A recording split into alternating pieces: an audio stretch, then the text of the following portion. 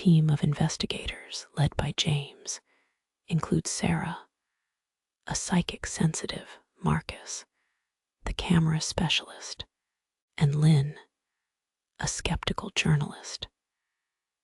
They arrive at sunset, greeted by the castle's imposing silhouette against the fading daylight.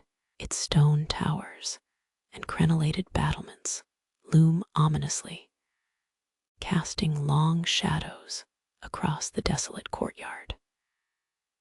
The air is still, the chill biting their exposed skin as they unload their sophisticated equipment, each member mentally preparing for the night ahead. They set up base in the musty dining hall, old chandeliers swaying slightly above as if in a silent warning. Sarah feels a pulse of energy the moment she steps inside, a deep, throbbing emptiness that gnaws at her psyche. Marcus is busy arranging the cameras, wires trailing like lifelines across the cold stone floor, when he notices condensation forming on the lenses, an odd occurrence given the warmth of the room.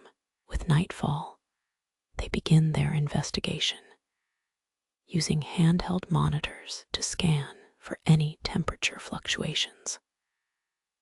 Sarah, already unnerved by the invisible entity's suggestion, can sense its sinister presence hovering just beyond their sight.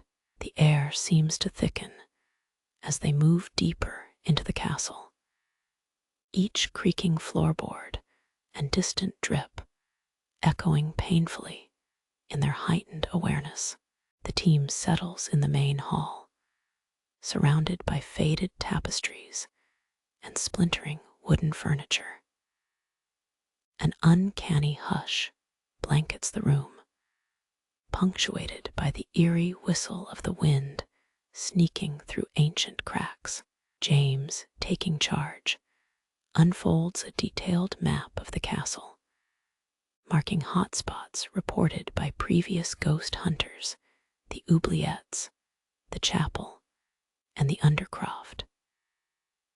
As they review plans, Marcus notices a sudden dip in temperature on the thermal cameras, a cold mass drifting near Sarah.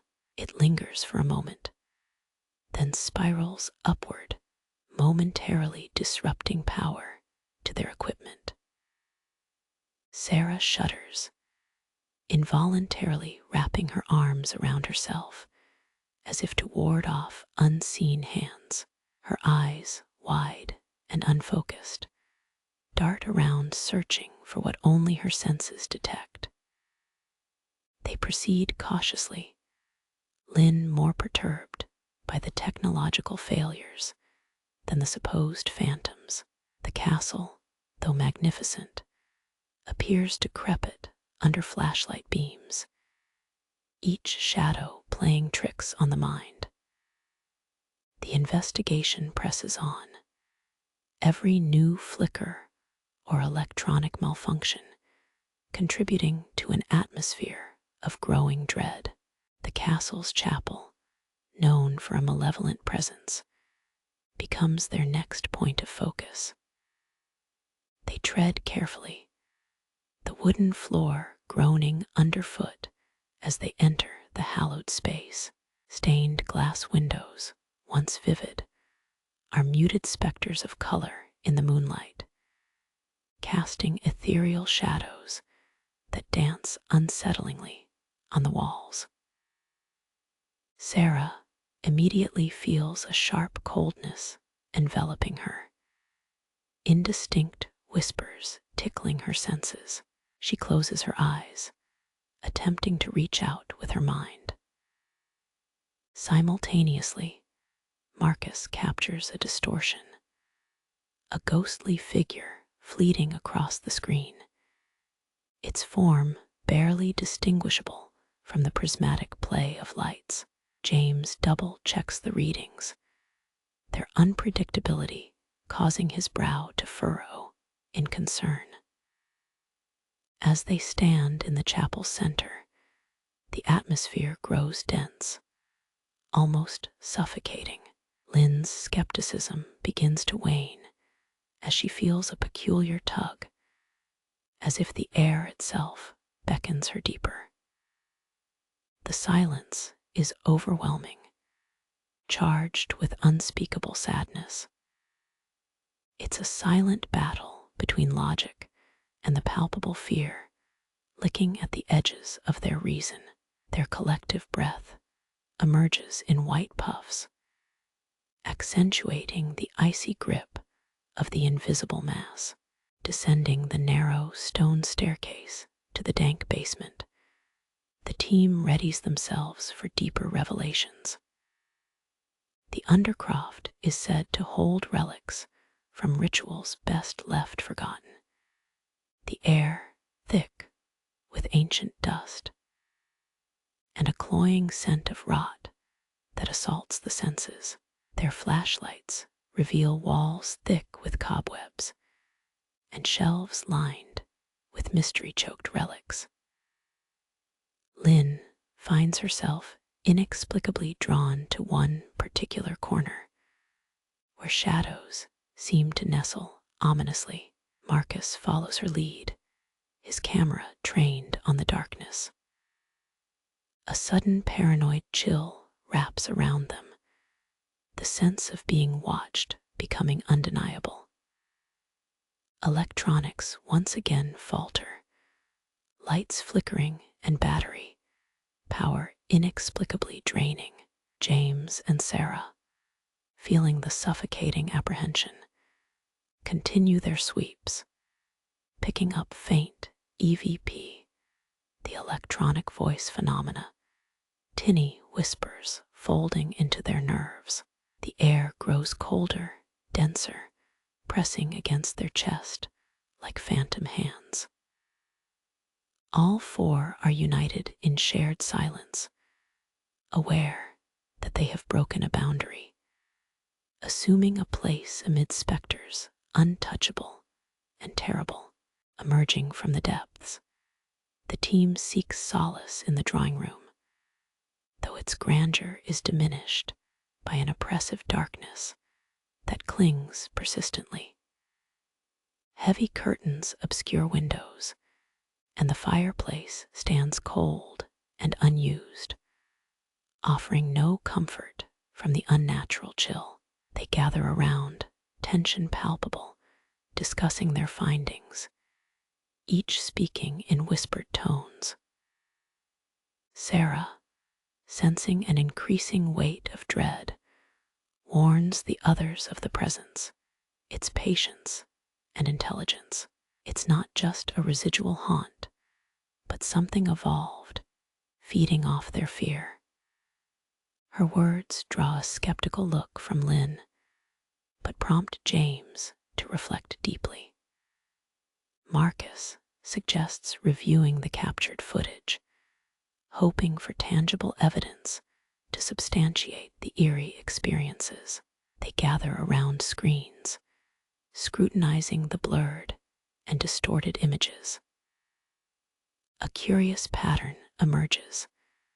The cold mass seems to follow them, hovering like a predatory mist. Power failures and visual distortions accompany its presence, suggesting a restless activity specific to their intrusion. Their resolve hardens with fear, and they pledge to uncover the castle's secret, even as unease twists each heart.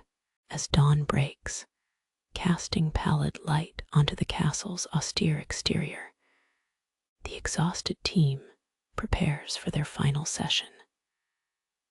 They venture towards the oubliettes, ancient traps for forgotten souls, their walls thick with sorrow and fury, a reminder of lives cruelly interred within. Each step echoes in the maleficent silence, a heart reverberating with the weight of history. They split into pairs, weaving through the labyrinthine corridors. James and Sarah tread carefully, their equipment sporadically flickering as they descend into the damp confines, while Lynn and Marcus explore the upper levels. Lynn notices what seems like fingerprints on the dusty walls, prints that seem to come and go like phantoms, marking their path. In the accrued stillness, Sarah's psychic senses reach a crescendo, her mind bombarded with anguish, panic, and a plea for release from tormented spirits. These echoes enhance the presence's entity, its curiosity, hunger, and wrath merging into a tangible force. In that oppressive weight, they realize they might have awakened something ancient and unyielding, spiraling into a confrontation within this haunted, distorted reality.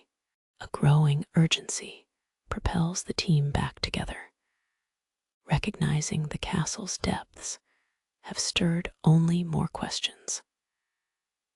Back in the main hall, they review footage, each member haunted by the frustrating instability of their findings. Yet one image stands out: Sarah, hovering at its center, shrouded by stark white cold mass, glaringly defined against the grayscale backdrop. They scrutinize the footage, drawing breathless conclusions. The mass has intelligence, a malevolence that suggests purposeful engagement. It appears intrigued by their attempts, interfering with digital apparatus, asserting itself in their realm with unsettling clarity. This realization fosters both dread and resolve in equal measure, their interactions reminiscent of prey toying with a hunter's interest. With spirits weakened and nerves shattered, they agree to revisit the chapel, the heart of the disturbance. The gathering of currents around them tightens into a chilling embrace, as if the castle itself beckons for a final revelation, a face-off with the intangible. They brace for their culminating discovery, tension palpable with every step. Steeling themselves, the team returns to the chapel, now bathed in ghostly moonlight pouring through the stained glass windows. A low, mournful hum vibrates in the air, resonating with the clashing memories of ancient rites and suffering. The cold in the chapel is absolute, biting into their skin, punctuating each breath with visible plumes. Sarah stands at the chapel's center, arms outstretched, as if inviting the invisible mass to show itself fully. Her presence is a beacon, and she speaks in urgent whispers to the lingering spirit, offering understanding amidst its turmoil. As words pour from her, the shadows warp and shift, briefly coalescing into a formed consciousness visible only to those in the realm between. The air ripples as the mass surges forward, resolving itself into an anguished visage of despair and rage that chills the soul. Fear lances through the investigators, even as they witness the grandeur and sorrow of its form. The comfort of its revelation is fleeting. It pulses once, its effect akin to an infernal glare, before dissolving into nothingness, leaving a crashing silence in its wake. Each investigator is left trembling, the conclusion echoing irrevocably in their scarred cores. In the aftermath of the chapel's unveiling, the air within Chillingham Castle feels strangely lighter, as though a weight of centuries has been momentarily lifted. The team, shaken but driven, retreats to the drawing room to digest the night's revelations, each battling their own internal specters unleashed by the encounter. James breaks the silence, his voice steady but underscored by the fatigue of their ordeal. They've done what many before them could not. They've brought the presence of Chillingham into the tangible, facing it head on. Yet, he warns, the castle is still saturated with its past, and their reprieve is temporary at best. Together, they review their decision to depart at dawn. The castle stands silent, under the pretense of calm, while the knowledge of the unseen lingers between its walls. Technology hums softly, a reassurance of returning normalcy, but the whisper of what they've uncovered persists. Before them, the vague outlines of past and present interweave, casting the castle as both testament and tomb of restless spirits. The team spends their final moments gathering equipment, every piece a reminder of technology's fragile barrier against the unknown. Lynn stands by the derelict window, watching fog roll over the castle grounds, boundless and empty, moving like memories released from their ancient bond. It's a morning that feels more felt than seen, each component part narrating the mystery of the castle's silent history. As they cross the threshold back onto the stone courtyard, the castle looms behind them, a stoic sentinel against the brightening sky. Marcus captures these last moments, a series of stills chronicling not just the castle's imposing beauty, but the invisible force that resides within. These images are both treasured and feared, proof of the unseen, and a new chapter in the castle's enduring legend. Walking away from Chillingham, they each carry shadows of its haunted infinity within. Their experience presses against the boundary of skepticism and belief. What was once a chilling mass, an entity unknown, now frames itself in whispered legend. The finality of their departure speaks volumes, a silent oath to respect the line crossed, as the castle retreats into its own ancient solitude.